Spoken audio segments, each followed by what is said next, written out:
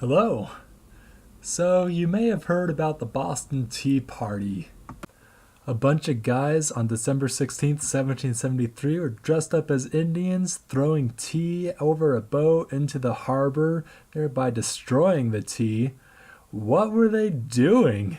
Well, it was a long time coming. It was an act of rebellion that had been building up for several years. So, what exactly led up to this rebellion?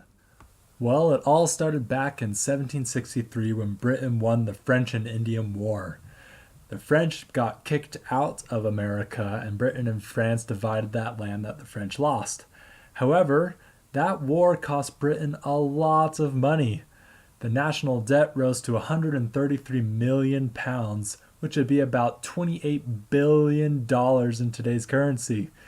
That's a lot of national debt. In order to help pay back their debts, Parliament decided to pass a series of acts on the British colonies, such as the Sugar Act in 1764, the Quartering Act in 1765, and of course the infamous Stamp Act of 1765. The colonists didn't have too much of a problem with these acts except for the Stamp Act. They viewed it as a tax which violated natural law of taxation without representation, meaning that the colonies needed to have personal representatives in Parliament in order to be taxed so that the consent of the governed will be put in place.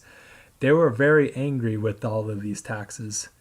After a lot of backlash, the Stamp Act was repealed. However, a new act would come that would upset the colonists more. The new acting Prime Minister, Charles Townshend, believed that the colonists could be taxed due to them being part of their empire, and initiated the Townshend Revenue Act of 1767, which directly put a tax on glass, paper, painter's colors, and tea.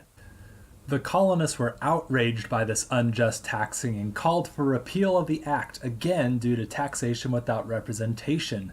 They resisted by petitioning Parliament for repeal, with lots of logical arguments and pleas for repeal. Some merchants also organized a boycott, not to buy the tax items in order to put pressure on Parliament. In 1770, Parliament partially repealed some parts of the Revenue Act, but they kept the part on tea. This tax kept getting renewed up to the 1773 Tea Act, which made it so the money made on tea would go directly to the East India Company to keep them financially stable. The colonists were still unhappy. The New England colonies, Massachusetts, New York, and Pennsylvania made a united effort to boycott the tea. However, in November 1773, several ships from the company were on their way to the colonies to sell their tea. If the tea didn't get claimed by the collectors by December 17th, then the governor and the government could seize it and sell it to the colonies on their terms. That would go against the colonists' cause. So the colonists protested and tried to get the ships to turn around. On the evening of December 16th, the day before the seizure day, the Boston colonists met together and determined there wasn't anything else they could do.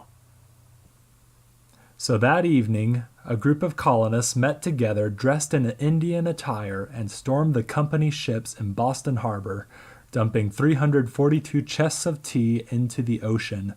From that point, the colonists started turning toward independence rather than the repeal of unjust taxes. I hope you learned something new about the causes of the Boston Tea Party, and I will see you next time.